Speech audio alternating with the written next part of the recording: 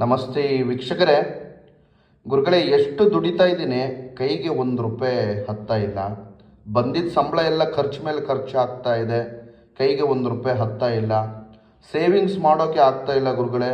ಆಮೇಲೆ ದುಡ್ದಂಥ ಹಣ ಉಳಿತಾಯ ಆಗ್ತಾ ಇಲ್ಲ, ಏನು ಮಾಡಬೇಕು ಅಂತ ಟೆನ್ಷನಲ್ಲಿ ಇರ್ತೀರಿ.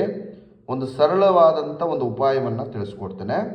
ನೀವು ದುಡ್ದಂಥ ಯಾವುದಾದ್ರೂ ಒಂದು ನೋಟನ್ನು ತಗೊಳ್ಳಿ. ಒಂದು ₹10 ನೋಟ್ ಇದ್ರೂ ಪರವಾಗಿಲ್ಲ.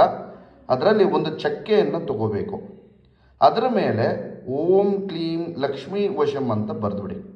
ಬರೆದು ಆ ನೋಟ್ನಲ್ಲಿ ಆ ಚಕ್ಕೆಯನ್ನು ಸುತ್ತಬೇಕು ವೀಕ್ಷಕರೇ. ಸುತ್ತಿ ನಿಮ್ಮ ಪರ್ಸಲ್ಲಿ ಅಥವಾ ನಿಮ್ಮ ಜೇಬಲ್ಲಿ ಎಲ್ಲಾದರೂ ನೀವು ಎಲ್ಲಿ ವ್ಯವಹಾರ ಮಾಡ್ತೀರಿ ಅಲ್ಲಿ ಇಟ್ಕೊಳ್ಳಿ. ಇದರಿಂದ ನಿಮಗೆ ಧನದ ಆಕರ್ಷಣೆ, ಹಣದ ಆಕರ್ಷಣೆ ಬಲವಾಗಿ ಆಗ್ತದೆ. ಆಮೇಲೆ ನೀವು ದುಡಿದಂಥ ಹಣ ಉಳಿತಾಯ ಆಗ್ತದೆ. ಆಮೇಲೆ ನಿಮ್ಮ ಕೈಯಲ್ಲಿ 4 ಕಾಸು ಓಡಾಡುತ್ತೆ. ಮಾಡಿ, ಸರಳವಾದಂಥ ತಂತ್ರ.